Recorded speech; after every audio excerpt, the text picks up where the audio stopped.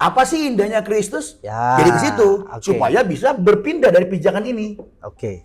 Kan gitu kan. Jadi kalau orang istilah psikologi ada jadi self awareness kan, membuat dia bergeser gitu. Nah, di mana sih letak keindahan Kristus ini?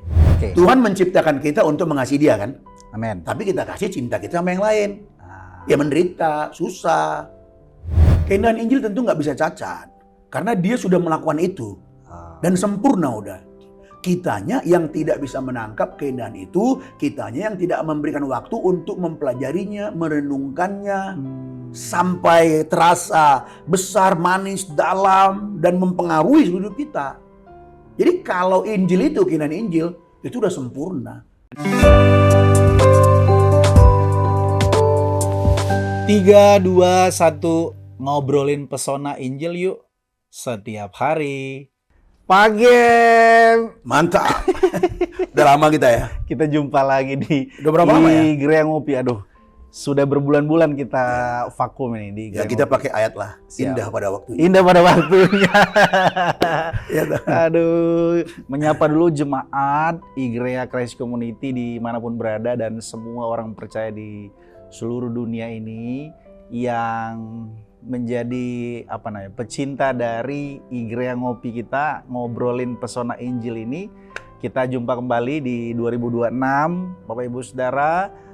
Kita akan seperti biasa sambil ngobrolin pesona Injil, kita sambil ngopi.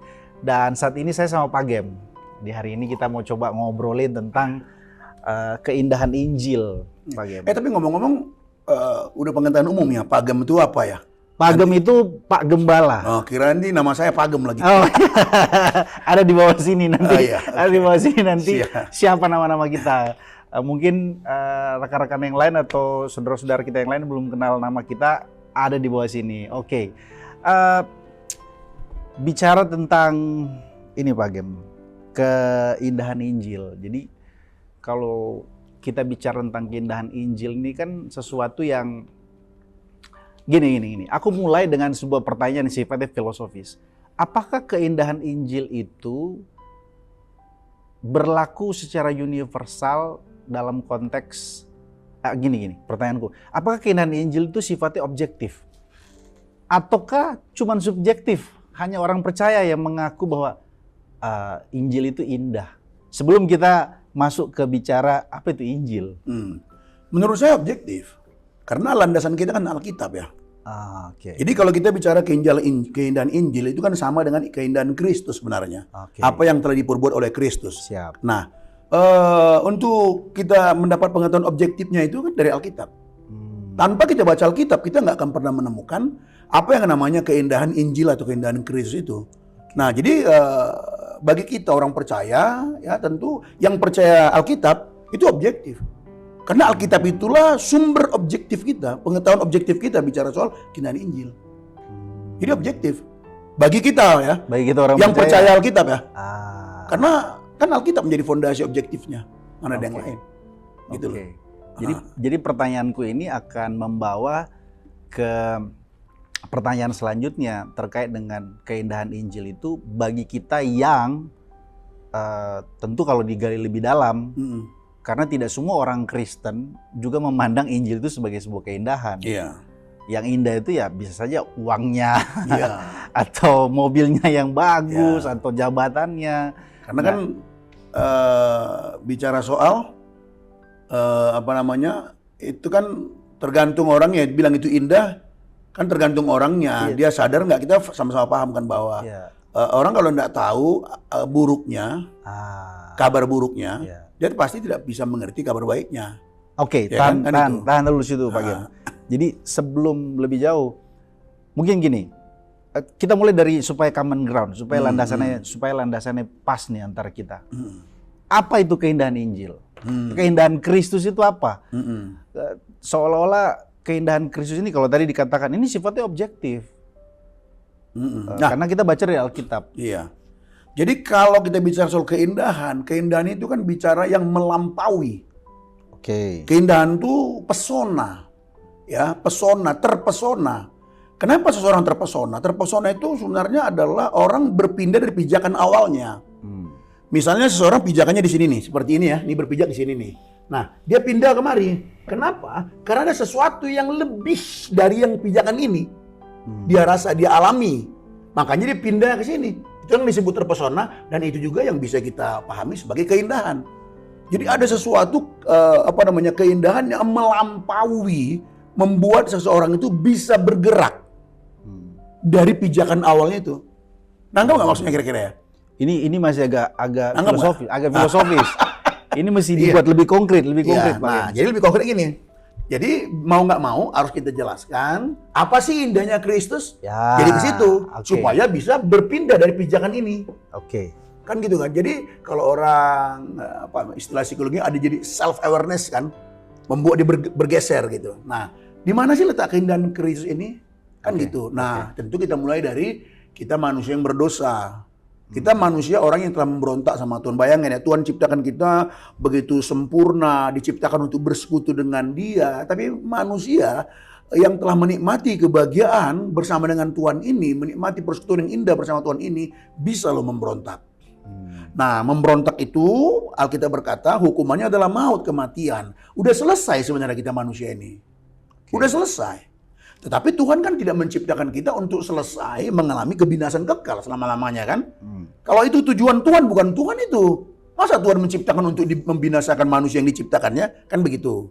Nah, dalam keadaan seperti ini, Tuhan itu pun memegang sendiri tatanan dalam dirinya, memegang sendiri yaitu hukum dalam dirinya. Apa itu? Bahwa dia tidak bisa serta-merta menyelamatkan kita yang bersalah ini tanpa menjatuhkan hukuman. Karena keadilan Tuhan, kekudusannya berbicara, kasihnya juga berbicara, yang bersalah itu harus diberikan penghukuman. Itulah kasihnya, itulah keadilannya, itulah kekudusannya, kan gitu. Nah, itu sebabnya nggak ada jalan lain kan. Kalau kita dibiarkan menerima hukuman itu, kita mati selama-lamanya. Nah, disinilah keindahan Tuhan itu. Dia Tuhan loh, Dia Allah, pencipta, Sang Maha Kudus. Dia rela jadi rendah kan? Dia rela jadi rendah. Dan kemuliaan Tuhan itu yang dinyatakannya ketika di bumi bukan dengan kerajaan yang hebat, bukan dengan keagungannya, dengan permata, dengan emas, jubah yang hebat, enggak. Salib. Jadi dia menghancurkan dirinya, bahkan mati di atas kayu salib, itu untuk menggantikan tempat kita kan. Di atas salib itulah dia sebenarnya menggantikan kita menerima hukuman, kan sebenarnya. Nah, sehingga kita ini bisa terselamatkan. Kan itu dia. Nah, inilah keindahan itu. Nah, ini indah tergantung siapa dulu. Kan gitu. Nah, tergantung siapa ini indah. Nah, ini akan menjadi indah kalau seseorang tuh sadar bahwa dia adalah berdosa. Dia sadar kebaikan Tuhan itu. Jadi bicara keindahan Tuhan, bicara juga kebaikan Tuhan sendiri yang telah memberikan nyawanya bagi kita sehingga kita bisa diselamatkan. Nggak ada yang lain. Mau pakai 1000 triliun nggak bisa. Mau pakai emas dan perak nggak bisa. Harus dengan nyawa. Karena itu tatanan yang itu firman atau hukum yang Tuhan berikan. Upah dosa ialah maut. Nggak ada yang bisa bayar dan Tuhan sendiri rela membayarnya supaya kita bisa selamatkan. Nah, ini indah nggak? Bagi saya itu sangat indah. Ini yang membuat kita meneteskan air mata dan ini yang menggerakkan aku untuk belajar Alkitab. Ini yang menggerakkan aku untuk membaca Alkitab, berdoa, melakukan firman-Nya dan hidup dalam kesucian Tuhan. Ini yang menggerakkan. Di luar itu nggak ada yang bisa menggerakkan kita.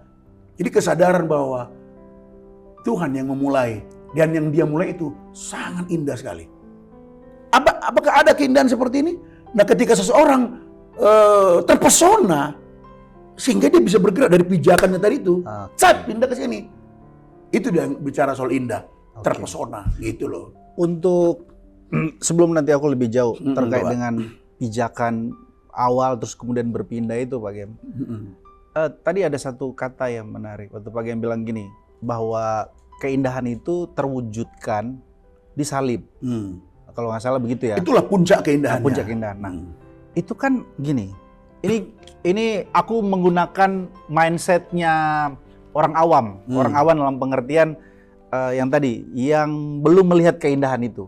Kan yang melihat keindahan itu kan orang yang menggali lebih jauh, ada kesadaran tentang bagaimana kasih Kristus itu. Nah, aku karena ini kan yang nonton bukan cuma jemaat kita, yang nonton nih banyak juga yang belum, itu harapan kita belum melihat keindahan Injil itu. Nah, gini, bagaimana mungkin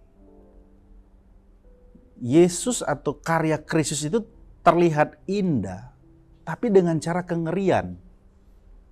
Nangkep nggak bagi maksud saya nih? Maksud saya itu kan agak paradoks. Sesuatu yang indah tapi dengan cara mengerikan, yaitu disalib, mengalami kematian.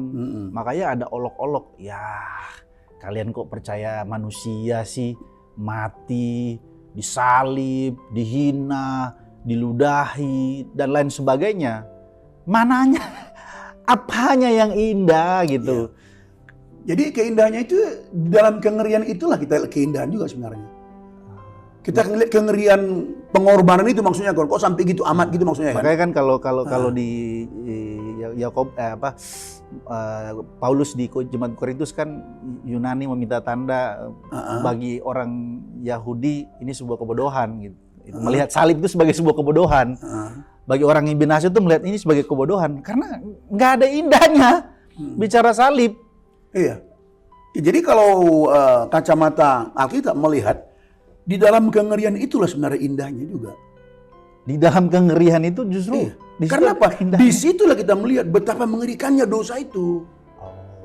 Harganya nggak bisa 1.000 triliun, 10 triliun, atau 100 juta triliun. Nggak bisa. Harus nyawa. Harus nyawa. Kan nyawa itu bicara kengerian kan pemberian nyawa yang mati di salib itu kan. Nah, dengan melihat itu semua kita melihat diri kita di dalamnya. Aku harusnya sebenarnya yang mengalami kengerian itu. Kok Tuhan tuh mau ya mengalami kengerian itu? Di situ indahnya. Jadi kengerian dan kasih itu kan di dalam itu kan. Di dalam salib itu terlihat kan gitu. Ya, itu paradoks, yes betul. Salib lah titik temunya. Keadilan kasihnya, kengerian, atau murka dan kasihnya. Itu, di salib itu murka gitu. Iya murka, apalah bahasanya. Kalau aku melihat dari kacamata Alkitab yang aku pahami ya. Disitulah keindahan itu. Karena di situ aku lihat diriku harusnya. Yang ngeri itu harusnya saya itu diperlakukan seperti itu. Kok Tuhan kok mau ya? Siapa aku ini? Si pendosa, si brengsek ini. Tuhan kok mau? Itulah air mata kita bisa bercucur. Dan itulah membuat kita tersungkur jadi doa. Itulah membuat kita tersungkur jadi nyembah. Kalau enggak, apa sih membuat kita menyembah? Kalau enggak masuk pada perenungan keindahan Kristus ini. Nggak bisa orang menyembah tanpa memandang keindahan itu. Nggak bisa. Itu kalau kata Pastor Mario, wow.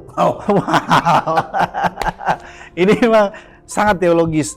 Aku mau masuk ke soal tadi, berpindah dari satu pijakan kepada pijakan yang lain. Contoh jemaat Galatia lah, Pak.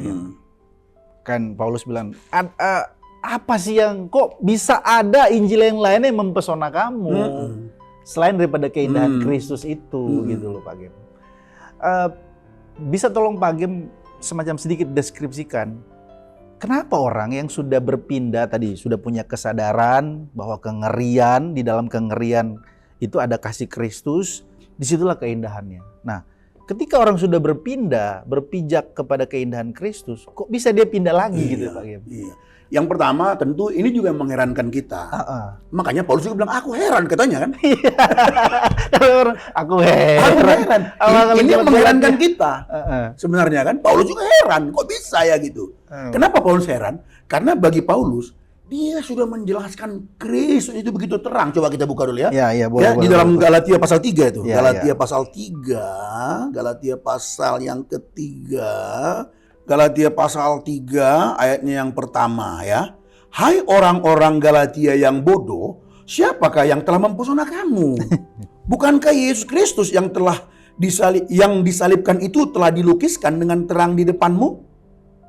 Bayangin nih, kan ini orang Galatia yang bodoh, siapa yang telah mempesona kamu? Bukankah Kristus yang sudah mempesona kamu, yang telah kulukiskan dengan terang? Itu kalau kita belajar ini ya, dulu lukis dengan terang ini, ada satu pemahaman saat itu. Jadi dituliskan di papan pengumuman itu begitu jelas. Itu bicara soal melukiskan itu. Jadi setiap orang yang datang melihat begitu jelas. Nggak mungkin lagi nggak jelas. Buktinya mereka jemaat Galatia sampai berani mereka itu memberikan mata. Iya. Paulus pernah ngomong itu di Galatia 5 ya. Galatia pasal 3 juga itu. Atau pasal 4 ayat 12 kalau nggak salah. Dia bilang gini, "Hei jemaat Galatia, betapa indahnya dulu hubungan kita ketika kita bersama-sama dalam kasih Kristus, dalam persekutuan Injil. Di mana bahagia dulu? Dulu ya, coba ingat kata Paulus kepada jemaat Galatia. Aku minta congkel matamu kalian kasih loh. Ingat, itu semua karena kasih karunia Allah kan. Itu semua karena roh kan. Iya. Kan gitu. Nah, lalu pertanyaannya kok bisa pindah ya? Iya, kok bisa, Kok bisa pindah? Nah, disinilah harus pelajaran bagi kita, bagi jemaat Tuhan semua. Jadi ketika kita ya memberi diri kepada yang lain dan itu terus-menerus disampaikan, diasah, akhirnya bisa membuat kita jadi berpindah. Sehingga menemukan keindahan di tempat lain. Ternyata ada keindahan yang lebih indah dari Kristus itu. Ilusi lah, ilusi keindahan ya. Ya bisa ilusi keindahan kan gitu. Sama halnya dengan Adam dan Hawa. Emang kurang indah Adam dan Hawa di Taman Eden?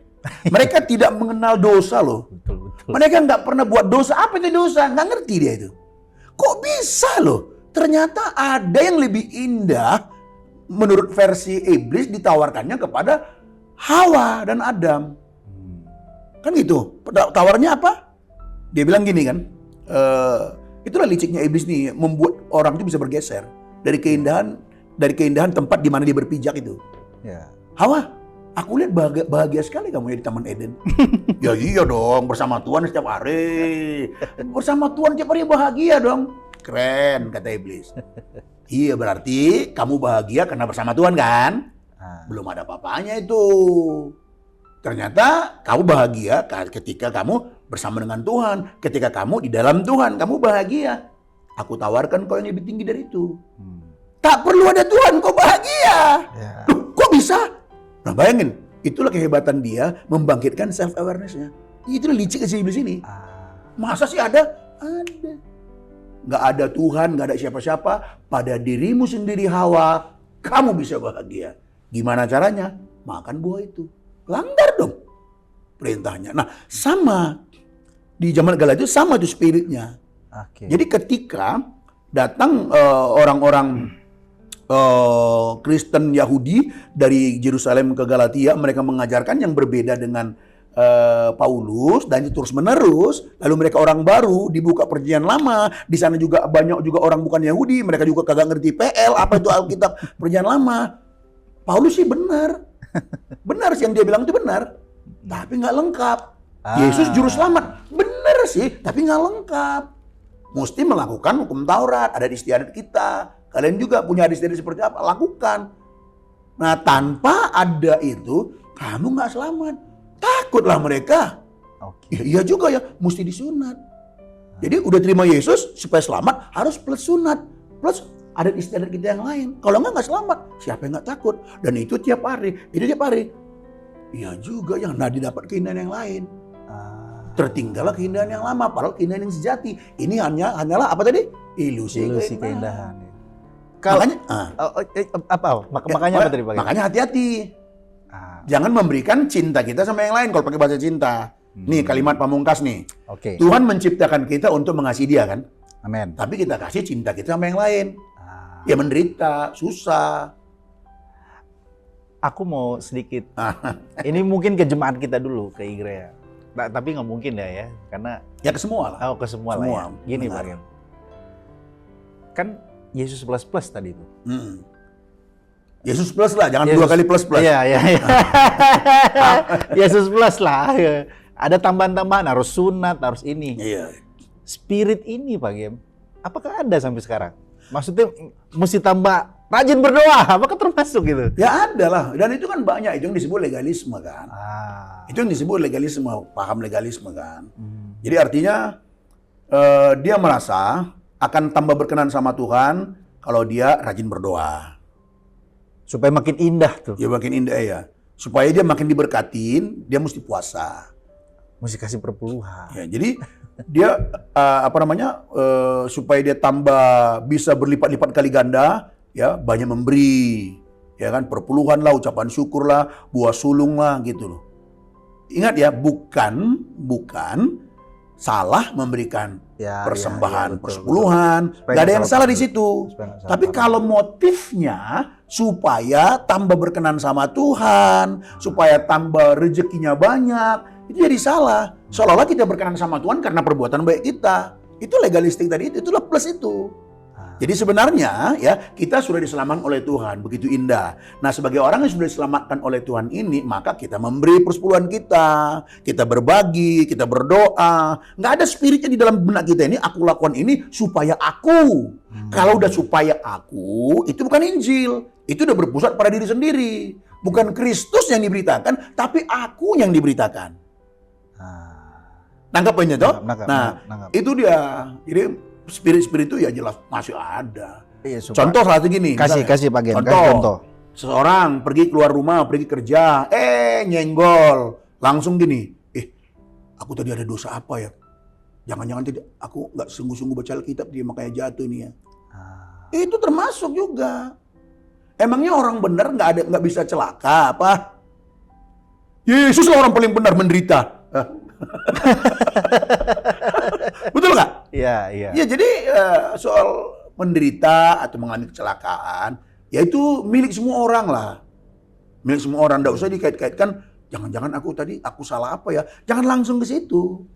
Iya, kadang-kadang begini, kita agak sih masuk ke praksi kehidupan. Kegagalan kita waktu mengiring Tuhan, apakah itu bisa dikatakan keindahan Injil itu jadi cacat gitu Pak? Keindahan Injil tentu nggak bisa cacat, karena dia sudah melakukan itu dan sempurna udah. Kitanya yang tidak bisa menangkap keindahan itu, kitanya yang tidak memberikan waktu untuk mempelajarinya, merenungkannya, sampai terasa besar, manis, dalam, dan mempengaruhi seluruh hidup kita. Jadi kalau Injil itu, keindahan Injil, itu udah sempurna. Makanya disebut kabar baik, kabar yang sudah terjadi kan. Iya. Udah terjadi dia, dan itu sudah indah dari sononya. Makanya kita nggak perlu buat lebih indah lagi karena udah indah. Makin kita coba memperindah, jadi jelek nanti. Jadi nggak nangkap keindahannya, karena ada diri kita di dalamnya. Iya. Begitu dia. Bisa tolong dipertebal lagi Pak? Maksudnya semakin kita membuat itu menjadi indah, malah jadi jelek dia. Bukan sekedar jadi jelek, salah lah. Mungkin kurang cocok kalau jadi jelek ya. Biar lebih tepat lagi, jadi bukan Injil dia. Udah Injil plus tadi, udah diri kita di sana. Ketika diri kita ada di sana, itu bukan Injil. Karena bicara Injil bukan tentang kita, bukan tentang aku, tapi tentang Dia yang sudah melakukan untukku, untuk kita. Gitu sebenarnya. Oke, aku mau masuk ke bagaimana kita dalam keseharian gitu Pak Gem. Sebelum nanti kita lebih jauh terkait dengan goalnya semua ini gitu. Aku masuk ke hal yang sifatnya misi gitu Pak Gem. Misi? Iya, misi. Maksudnya gini, aku tertarik dengan bagaimana Rasul Paulus ketika datang ke jemaat di orang-orang Athena. Jadi di sana Rasul Paulus bersoal jawab dengan Epikuros, dengan kaum pemikir Stoik, lalu dengan orang-orang Yunani pada saat itu. Mereka bilang kan pada saat itu happeningnya atau vibes-nya itu adalah orang suka dengan hal-hal baru. Nah, Rasul Paulus datang, kemudian dia masuk mengutip Epimedis, mengutip Aratus dengan kalimat kita ada, kita bergerak karena Allah, kita ini keturunan Allah. Dia pujangga-pujangga ya, pujangga-pujangga dia ngambil filosofi mereka untuk menyatakan keindahan Kristus. Lalu kemudian dia mengambil konteks tentang agnostoteo itu terkait dengan Allah yang tidak dikenal itu. Nah, dalam kita bermisi nih, Pak Gem, kadang-kadang Injil ini atau Kristus atau keindahan Injil ini betul indah. Cuman kita yang membawakan ini yang kadang-kadang tidak indah. Maksudnya bagaimana dalam keseharian atau sikap hidup seperti apa yang menyatakan keindahan ini Pak Gem? Baik dalam kita mengkomunikasikan, lebih ke mengkomunikasikannya aja. Seperti apa Pak Gem? Ada nggak semacam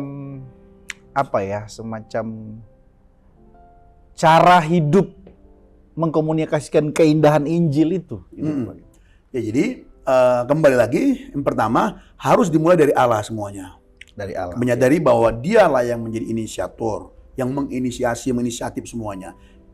Kita harus tenggelam di dalamnya.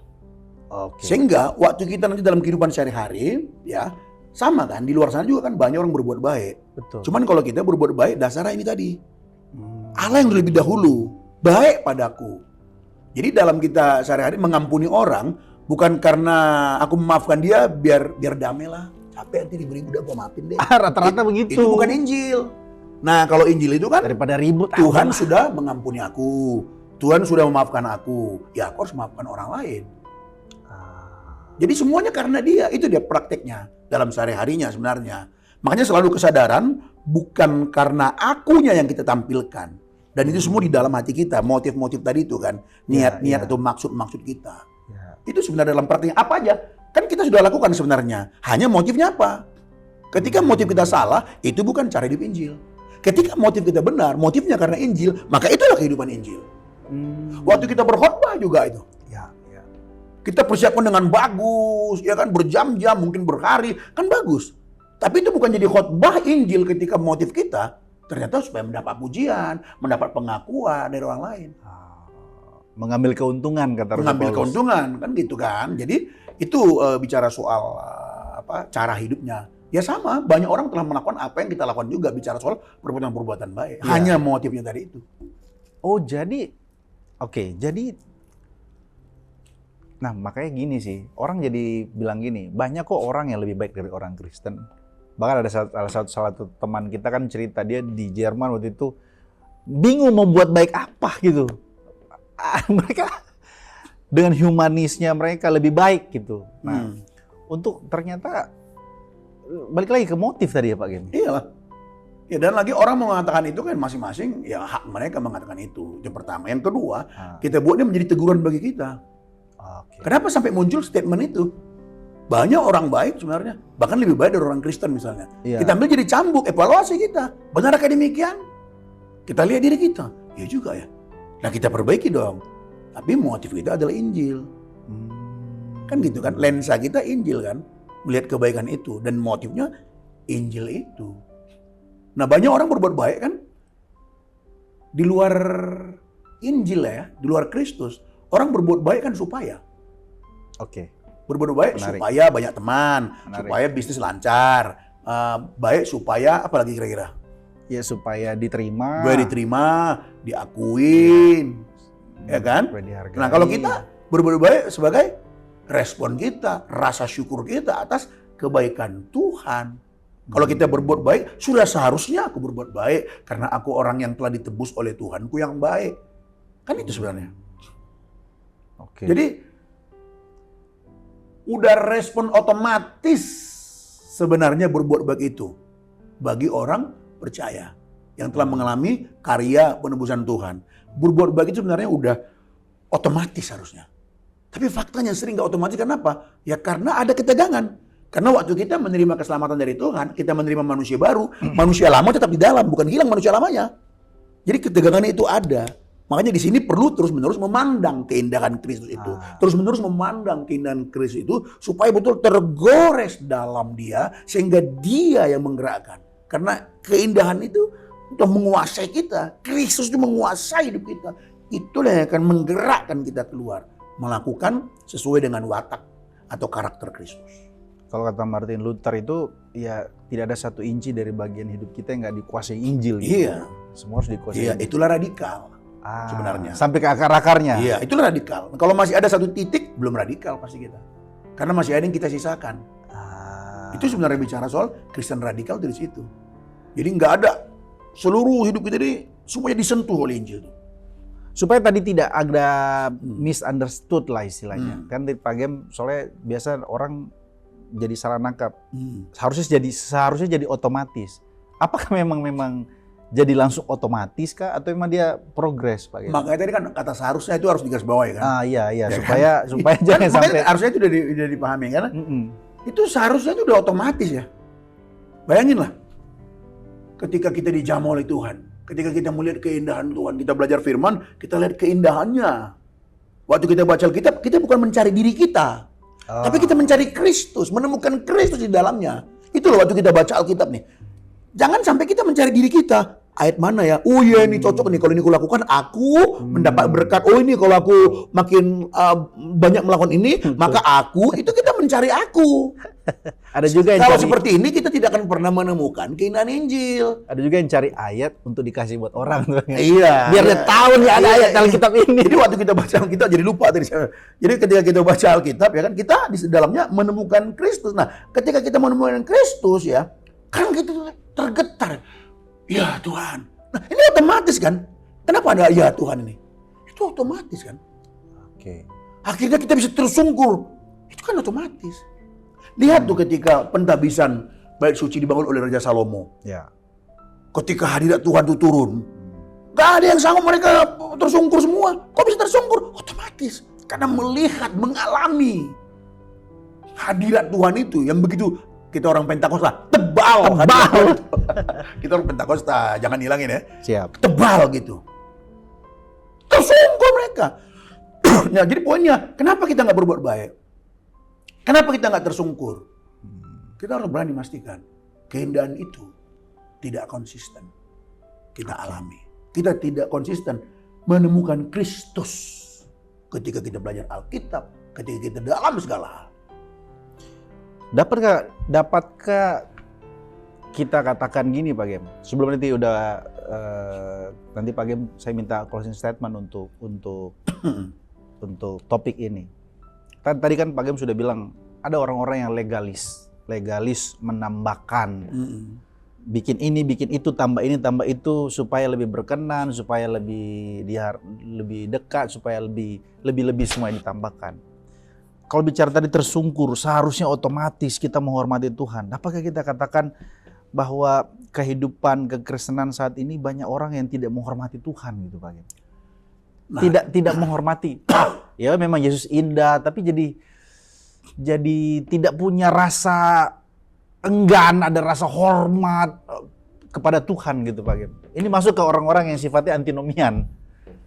Gini, kalau maaf, kalau untuk bicara soal melihat banyak orang tidak menghormati Tuhan,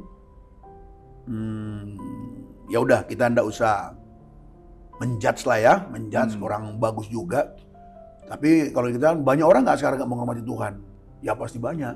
Salah satunya aku lihat ya diriku juga sih. Oke. Kadang-kadang aku Mantap juga nggak menghormati Tuhan juga sebenarnya. Mantap nih, langsung ke kita dulu ya kan. Karena belum ada yang sempurna kita kan. Kadang-kadang saya juga ya tahu sendiri lah, nggak menghormati Tuhan juga kok saya juga. Dalam hal-hal tertentu atau di hari-hari tertentu atau di masa-masa tertentu, misalnya ketika menghadapi fitnah dari orang, kita sering nggak menghormati Tuhan dengan menyikapinya. Wah. Ya kan? Ketika dalam tekanan, ketika dalam happy, banyak rezeki, banyak berkat, banyak pujian, kita harus hati-hati. Bahkan aku juga pernah nggak menghormati Tuhan, meresponi banyaknya pujian. Jadi kalau bicara nggak menghormatin, ya kita semua sebenarnya masih masuk pada nggak menghormati Tuhan juga. Iya, jadi karena belum ada yang sempurna, belum ada yang sempurna. Nah, kayak yang tadi di Bali ya, supaya jangan salah paham ya. Jadi harusnya kita yang melihat keindahan Kristus itu kan seharusnya otomatis kan, meresponi, ya kan, meresponi. Tapi seringkali faktanya misalnya kita lihat misalnya kan, kenapa nggak otomatis ya? Karena saya bilang tadi tuh, waktu kita menerima manusia baru itu, manusia lama masih ada, bukan hilang. Makanya ketegangan. Ketika kita berjumpa Tuhan, oh haleluya Tuhan, di ruang doa. Setelah itu, keluar dari ruang doa, manusia lama kan tetap bergerak dia. Iya. Tetap bergerak dia. Nah ini menjadi ketegangan, membuat orang jadi tidak Konsisten. memaafkan, tidak tekun. Aduh. Kan gitu. Orang nggak tekun berdoa, dagingnya pun menolak. Jadi peperangan itu kan itulah yang disebut nama Christian struggling kan. Ya. Roma pasal 7 itu yang disampaikan oleh Rasul Paulus. Ya. Gitulah dia. Nanti lain waktu Pak Gem kita bisa bahas untuk mengisi ini pakai sarana anugerah, doa, Alkitab, komunitas persekutuan sakramen kan. Iya, sarana anugerah. Untuk supaya konsisten lebih jauh gitu Pak Gem. Nanti itu lain waktu kita bahas. Tapi ini menurut aku pembahasan tentang keindahan Injil ini masih bisa berseri-seri. Tolong kasih semacam goalnya, Pak Gem, atau core dari kenapa kita harus memandang keindahan Injil, bahkan tidak sekedar memandang, tapi kita harus mengalami keindahan Injil itu sendiri. Jadi kita nggak bisa berubah, atau seseorang tidak pernah bisa mengalami perubahan dengan perintah atau dengan hukum-hukum. Jangan membunuh, jangan mencuri, kamu harus hidup suci. Orang nggak bisa berubah dengan perintah-perintah itu. Tapi orang bisa berubah dengan melihat keindahan gitu loh. Karena keindahan itu bicara soal afeksi, itu kata si siapa itu tokoh Amerika itu, tahun 1700-an kalau nggak salah itu, Jonathan Edwards. Afeksi itu kan bicara soal hasrat, gairah, bicara soal hati. Bicara soal hati kan. Makanya gini loh, manusia itu digerakkan bukan berdasarkan apa yang diketahui, tapi berdasarkan apa yang dia cintai. Apa yang disukai. Gitu loh. Misalnya Paulus bilang gini, aku tahu, Roma pasalnya yang ke-7 itu loh. Aku tahu apa yang baik, tapi yang buruk kulakukan. Jadi aku tahu, dia punya pengetahuan. Yohanes pasal 3:19 mengatakan terang itu sudah datang, tapi manusia memilih kegelapan. Karena apa? Karena mereka lebih menyukai kegelapan. Jadi kata suka ini ada di dalam hati. Nah, jadi bagaimana kita bisa menggeser apa yang kita cintai ini, ya, supaya kita bisa mengalami sebuah perubahan demi perubahan. Nah, jalannya kata Alkitab cuma satu, yaitu memandang keindahan Kristus. Nah, saya bukakan ayatnya ya. Di dalam 2 Korintus pasal yang ketiga ayat 18. Dan kita semua mencerminkan kemuliaan Tuhan dengan muka yang tidak terselubung. Jadi seperti kita melihat cermin kan gitu ya. Dan karena kemuliaan itu datangnya dari Tuhan yang adalah Roh, maka kita diubahkan menjadi serupa dengan gambarnya dalam kemuliaan yang semakin besar. Kalau bahasa Inggris itu ya dikatakan with unveiled face, gitu kan, dengan wajah yang tak terselubung, kita tuh melihat, behold the glory of the Lord. Lalu are transformed, ada yang menerjemahkan are changed, gitu, menjadi serupa dengan gambarnya. Kita diubahkan menjadi serupa dengan gambarnya. Jadi tujuan daripada kita melihat keindahan Kristus terus menerus adalah untuk apa tujuannya? Untuk kita dibawa kepada sebuah perubahan menjadi seperti Kristus. Gak ada yang lain caranya, gak ada yang lain itu. Nah, jadi dengan kita terus belajar, di mana kita temukan keindahan Kristus? Ya dengan kita baca Alkitab, saya katakan tadi. Karena di Alkitab itulah kita menemukan keindahan itu. Disitulah objektivitas keindahan itu ya. Di situ, di dalamnya kita melihat salib Kristus lah keindahan tertinggi di kanan Alkitab. Lalu keindahan yang kita bisa melihat sehari-hari adalah bagaimana Tuhan memelihara kita. Bangun pagi, bisa nggak kita melihat bahwa kita nggak lupa bangun pagi itu ya cuma karena kasih karunia Tuhan beri kita kesempatan. Kan kita bekerja, kita punya keluarga, kita punya anak, kita disakitin, kita memaafkan dan lain sebagainya. Bisa nggak kita lihat itu semua merupakan kebaikan Tuhan? Itulah yang menjadi perenungan kita setiap hari, dan puncak itu salib. Nah, ini yang harus jadi perenungan kita setiap hari. Ini yang kita sebut tadi memandang keindahannya itu. Nah, ketika ini terus kita lihat, disitulah kecintaan kita. Di situ kita bisa melihat bahwa Kristus lebih indah dari kenikmatan dosa. Kristus lebih indah dari emas dan perak. Tanpa orang melihat dan mengalami keindahan itu, menghidupi keindahan itu, kita akan terus melihat bahwa dosa itu lebih indah. Emas itu lebih indah. Lebay nih. Tapi bagi saya nggak lebay. Karena memang Kristus lebih indah dari emas dan perak, berlian dan sebagainya. Kalau orang bilang lebay, itu terserah. Itu terserah. Tapi aku hanya menuju Alkitab. Alkitab berkata bahwa Kristus yang paling indah. Nah, ketika kita bisa mengatakan Kristus yang paling indah, disitulah uang kita pas-pasan pun kita nggak putus asa. Kita tidak berdosa waktu kita miskin. Waktu kita banyak pun nggak berdosa kita karena kita punya banyak. Karena kita kaya nggak berdosa kita dengan kekayaan kita. Karena kita tahu Kristus lebih indah dari itu semuanya. Bahkan kita bisa mengelola hidup kita, baik itu susah ataupun senang, semuanya untuk memuliakan Kristus. Jadi poin sekali lagi adalah, mengapa kita harus melihat keindahan Kristus terus-menerus? Karena itulah satu-satunya cara yang dipakai oleh Roh Kudus untuk mengubahkan kita menjadi serupa dengan gambar anaknya. Tangkap poinnya toh? Kalau ada lagi pertanyaan pamungkas terakhir, silakan. Itu tadi hampir tadi aku mau nanya soal di mana kerja Roh Kudus. Tadi ternyata Pak Gem sebutin juga Roh Kudus. Jadi ini Kan itu kan dari ayat kan jelas tadi ya. Jadi kita memberi diri sebenarnya. Ya, Memberi diri dengan cara apa? Terus memandang. ya, Dimulai dari apa? Belajar Alkitab. Karena inilah pengetahuan objektif kita untuk melihat keindahan Kristus itu. Dalam praktisnya kita lihat dalam kehidupan kita sehari-hari. Saya katakan tadi. ya, Kita pergi dari rumah, balik lagi ke rumah. Bisa nggak kalian? Kita mengatakan itu semua karena pemeliharaan dan kebaikan Tuhan. Aku selamat satu hari ini. Kita nggak mau merenungkan ini kita sepelekan. Ya, Itu karena aku sehat. ya, Itu karena mobilku kuat. Aku karena punya banyak penjaga. ya, ya. Kita suka melupakan Alkitab berkata sia-sia orang berjaga-jaga. Ah, Sia-sia kan itu kata Alkitab. ya, ya. Oke, Bagem, cukup dulu sampai Cukup sini. dulu. Cukup dulu. Nanti kita bicara di lain waktu terkait dengan keindahan Injil ini. Aku mau ngajak Bagem bicara tentang bagaimana dalam bagian ini juga masih banyak lagi juga bisa digali. betul sebenarnya. dalam keseharian strugglingnya Iya, orang sering-sering percaya boleh, gitu ya. loh. Yang ini kita bisa bahas juga gini loh, bahwa kita tahu banyak ayat hafalan itu nggak mengubah. Ya, betul. Karena tadi udah saya singgung sedikit. Setuju. Merokok tahu kan buruk kan? Mm-mm. Lakuin juga. Iya. Kenapa? Dapat sensasinya. Apalagi Nah ini kita bahas next time.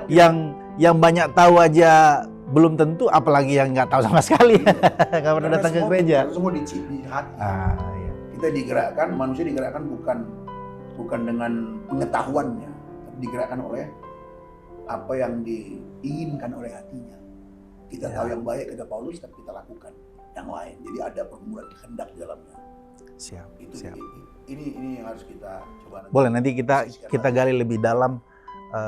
Tadi maksud aku struggling juga bagaimana orang dalam mengalami penderitaan, mengalami musibah, kejahatan, memandang keindahan itu sejauh mana gitu. Ya, nanti kita bahas lanjut lah. Siap. Oke.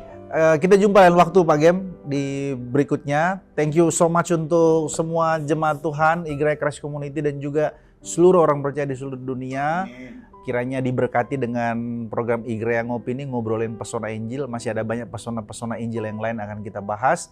Sampai jumpa di lain waktu. Aku dengan Pak Gem mengucapkan Tuhan Yesus memberkati. Tuhan Yesus memberkati kita. Sampai jumpa. Igreja Ngopi, mantap.